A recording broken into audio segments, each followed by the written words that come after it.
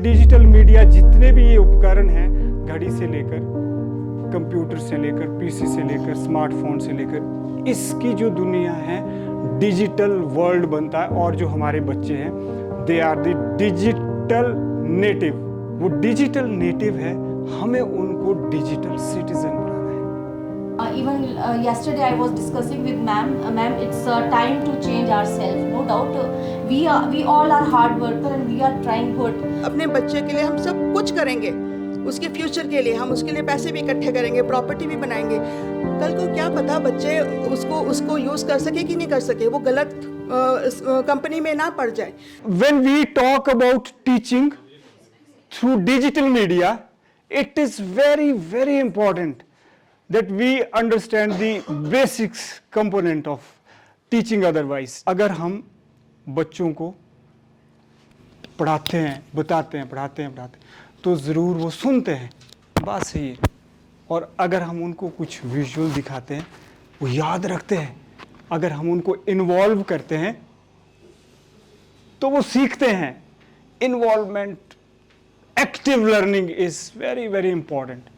और इस active learning की हमारी सिस्टम में कमी भी है। ऐसा नहीं है कि नदारद ही बिल्कुल एकदम से, पर है काफ़ी हद तक, जिसको बोलते हैं।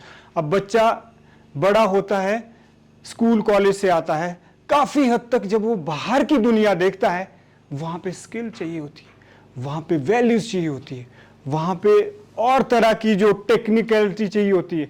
तो कहीं ना कहीं वो थोड़ा सा कमी रहती है। और उसी तरह से जैसे जैसे बच्चा बढ़ता जाता है, there is a world inside him also.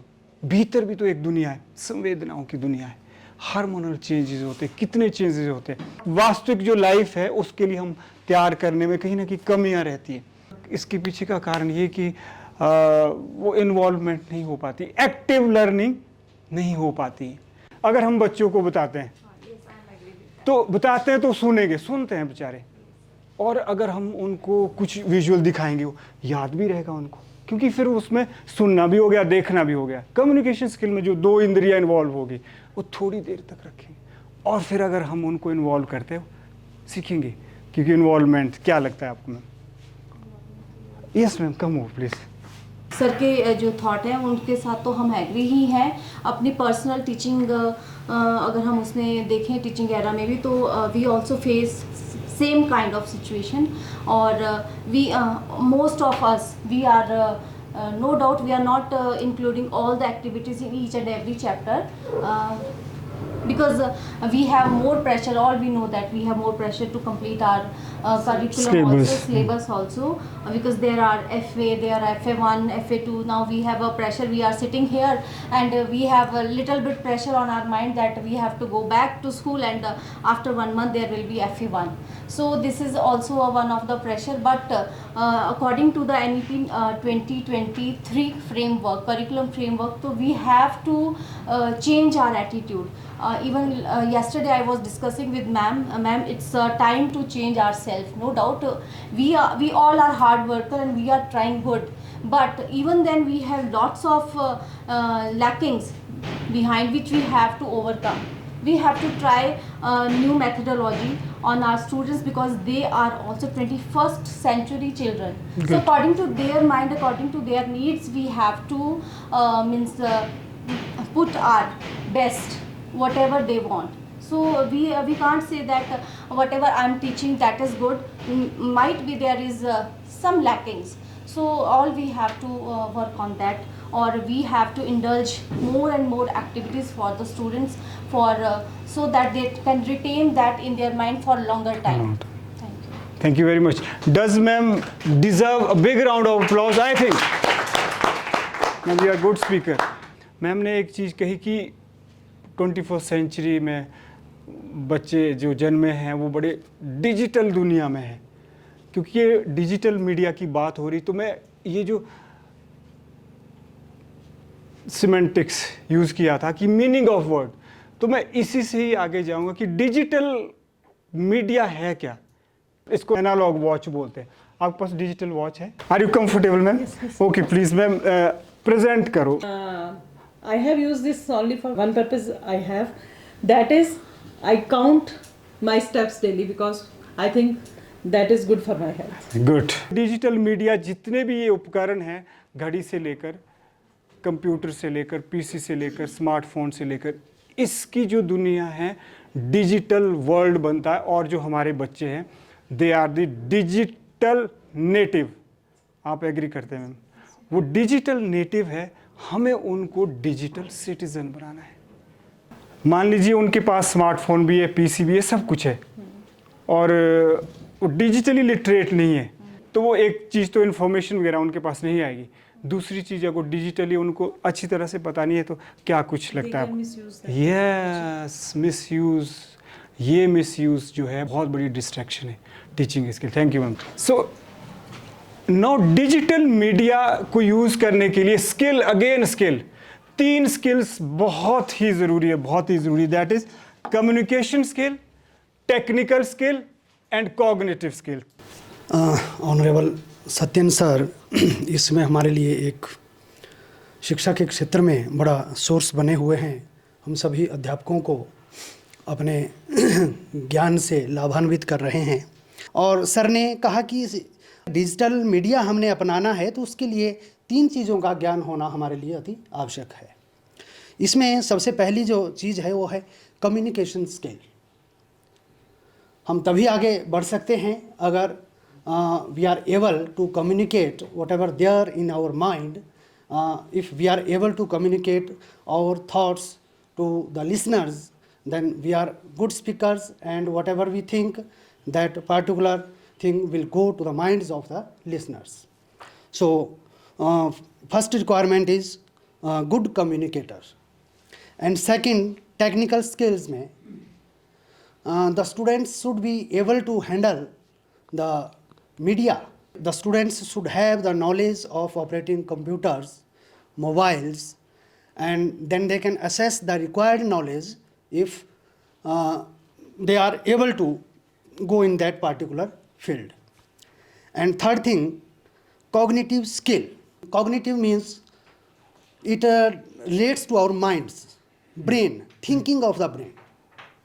Cognitive जो संज्ञानात्मक जिसको कहा कि whatever we think in our minds, we observe the things, we see the things, and then what our mind accepts, and what ever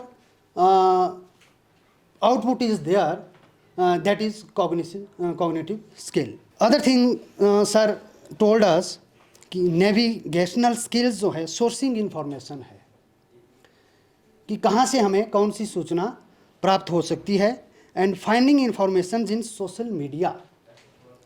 तो बच्चे जो जिनके साथ हम डील कर रहे हैं उनके अंदर इतनी एबिलिटी हो कि वो जो कंटेंट मैटर उन्हें चाहिए, जिस विषय में वो खोज करना चाहते हैं, कुछ प्राप्त करना चाहते हैं, उसको वो सही तरीके से सर्च कर सकें।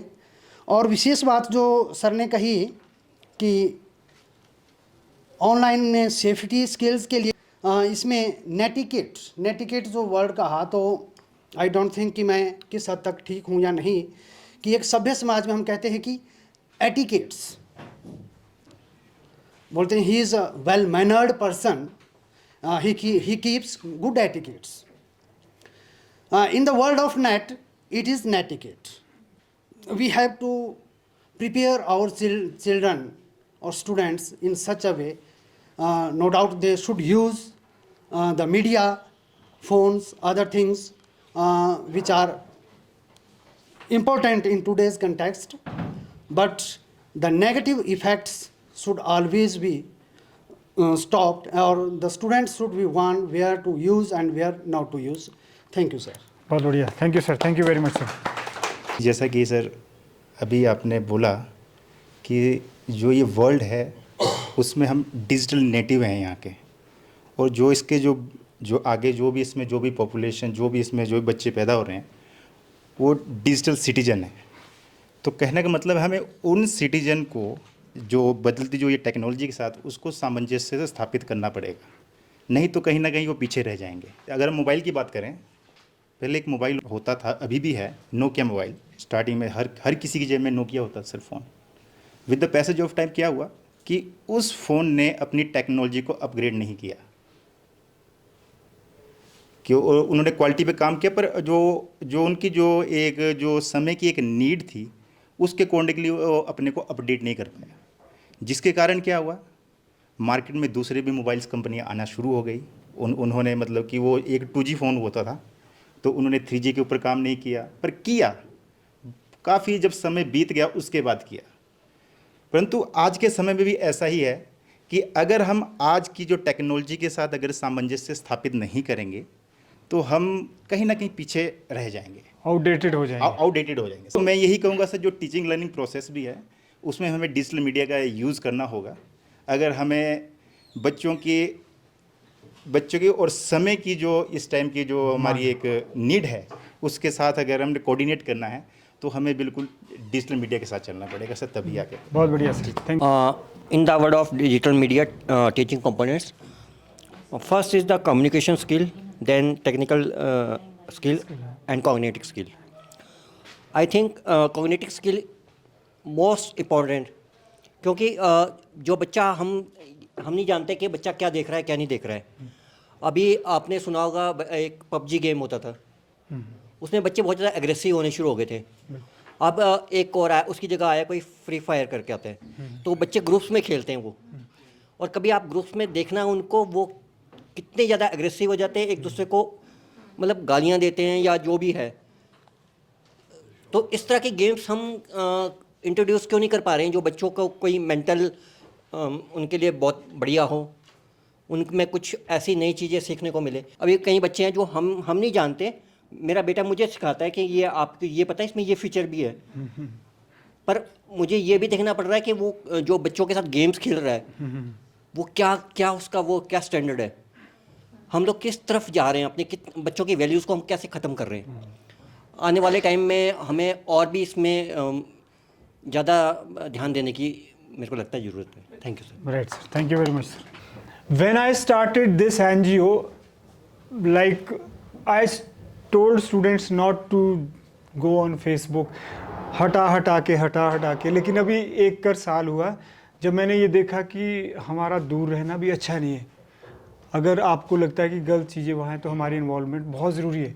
कहीं कचरा पड़ा है तो हाथ तो गंदे होंगे, साफ़ तो तभी होएगा जब हम उठाएंगे उसको। तो ये एक इस हद तक भी हम कह सकते हैं। इसीलिए हमारी जो कंट्री है वो एकदम से इट वेलकम्स एवरीथिंग, और होना भी चाहिए, क्योंकि समय के साथ भी चलना बहुत ज़रूरी है।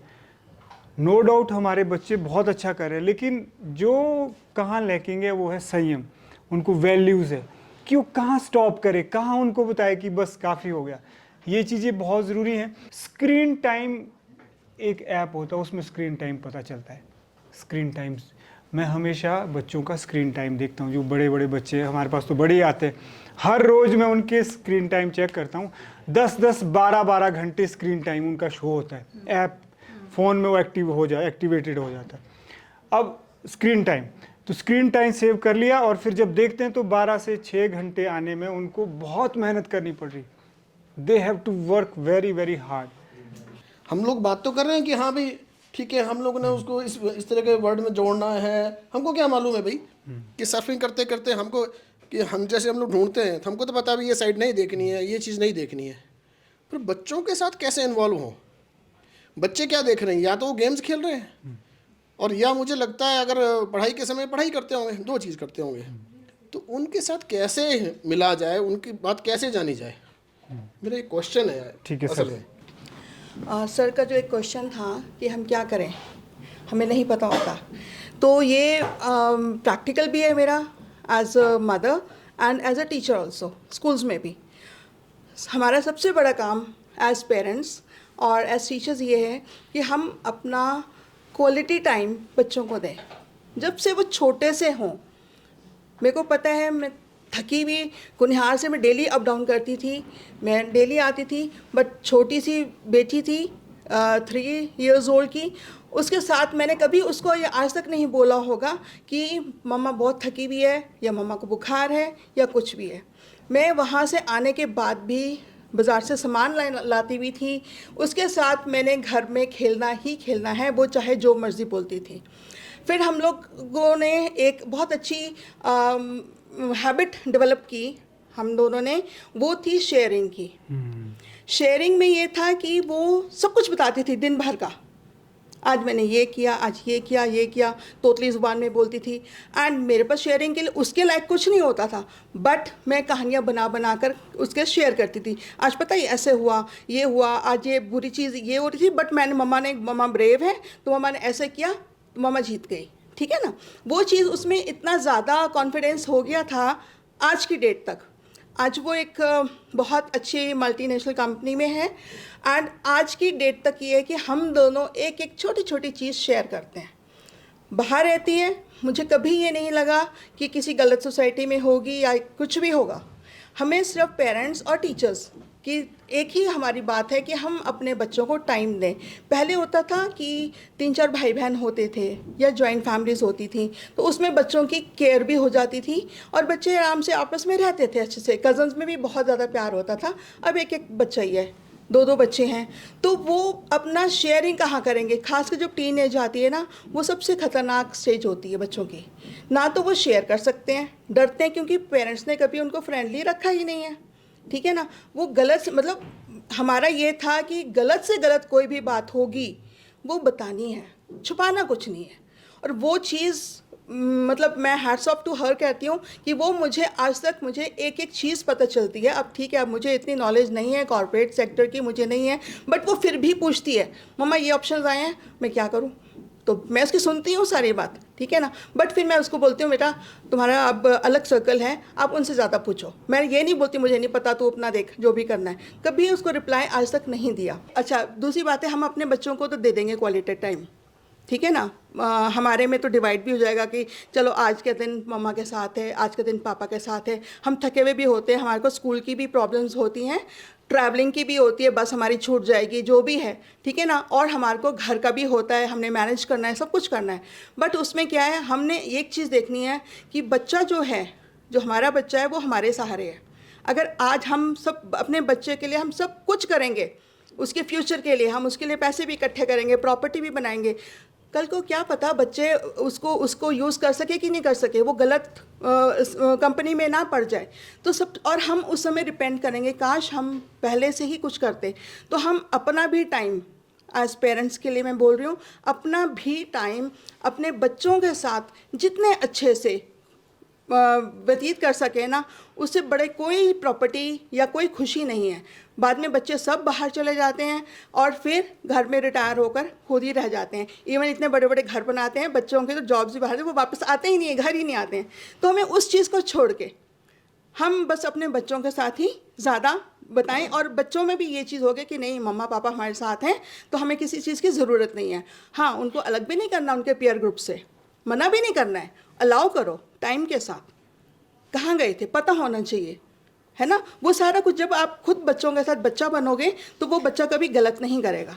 दूसरी बात, एज टीचर्स की बात कर रही हूँ मैं। अब हम अपने बच्चों को तो कर लेंगे, दूसरे बच्चे पेरेंट्स कभी बोल देते हैं कि आपने तो अपना कर लिया, हमारे भी तो बच्चे हैं। हमने पेरेंट्स को ही मोटिवेट करना है। आप लोग भी काम पर जाते हो, हम लोग भी जाते हैं, तो आप कम से कम दिन का आधा घंटा शाम को बच्चे के साथ बिताओ। हम पेरेंट्स मैं ये इस चीज़ की गवाह हूँ कि 30 स्टूडेंट्स हैं अगर मेरी क्लास में, तो कम से कम ने 15-16 जो पेरेंट्स थे उन्होंने बाद में आकर रिपोर्ट किया था कि मैम हम अब खुश हैं, बेशक सूखी रोटी जैसे भी मर्जी खाओ, लेकिन वो जो आधा घंटा है क्वालिटी वाला वो अपने बच्चे के साथ बिताओ। दर्द हो रही है कोई बात नहीं, होती रहेगी, बीमार है कोई बात नहीं, सब कुछ ठीक है, बट अपना बच्चा दोबारा नहीं मिलेगा।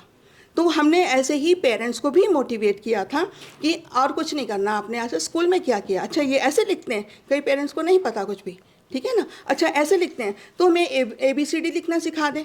पेरेंट्स को हमने इस ढंग से मोटिवेट किया था। स्पाटो स्कूल की बात कर रही हूँ मैं, तो वहाँ पर बहुत अच्छा रिजल्ट मेरे को आया था। और वो चीज़ रिज़ल्ट हमें टीचर्स को क्या होता है, हमें ऐसा कुछ नहीं मिलता, लेकिन जब हम लोग वहाँ से जाते हैं ना, जो हमारे पीछे जो फ़ौज होती है ना, रोने वाले होते हैं, पेरेंट्स आ गए थे कि मैम की ट्रांसफ़र हो गई, वो हमारी सबसे बड़ी कमाई होती है। बच्चा जो हमको आज तक याद करेगा वो हमारी सबसे बड़ी कमाई है, ठीक है ना। गुड बुक्स में है हमारी सबसे बड़ी प्रॉपर्टी, हमारी कमाई वही है, ठीक है ना। तो हम एज टीचर्स हम बहुत कुछ कर सकते हैं। Thank you very much. Yes, बहुत ही अच्छा मैम ने कहा कि यस सर, एक चीज़ तो टाइम हो गया, और दूसरी चीज़ आई थिंक रुचियां विकसित करो, हॉबीज़ डेवलप करो। क्योंकि बच्चा जो डिस्ट्रैक्ट हो रहा है सोशल मीडिया की वजह से, डिजिटल मीडिया की वजह से, वो इसका एक ही कारण है कि उसने कोई ऐसी हॉबी विकसित नहीं की है, डेवलप नहीं की है कि उसकी ऊर्जा इधर को चैनलाइज हो जाए। और ये बहुत ज़रूरी है। और रीडिंग, कम्युनिकेशन, इससे अच्छी हॉबी कुछ भी नहीं हो सकती। हम पैसिव कंज्यूमर बन गए। अब देखो ना, I am not against any motivational speaker या एनी ऑर्गेनाइजेशन, ये ठीक है, पार्ट है, मतलब सबकी अपनी अपनी यात्रा है और सब ने अपनी अपनी यात्रा अपने हिसाब से शुरू करनी है। लेकिन कई बार मैंने ये देखा है कि हम जो कंटेंट क्रिएट करते हैं और एक हमने डिजिटल वर्ल्ड पैदा कर दिया, आभासी दुनिया जिसको बोलते हैं, उस आभासी दुनिया में इतने ज़्यादा मशगूल हो गए, इतने ज़्यादा खो गए कि जो रियल वर्ल्ड है उसका ध्यान ही नहीं। No doubt technology is neither bad nor good per se, अपने आप में ना ये अच्छी है ना बुरी है, it is what we make out of it 100%। लेकिन क्या हम इसको बना रहे हैं आज? तो मुझे तो ऐसा लगता है कि कहीं ना कहीं पैसिव कंज्यूमर बन रहे हैं।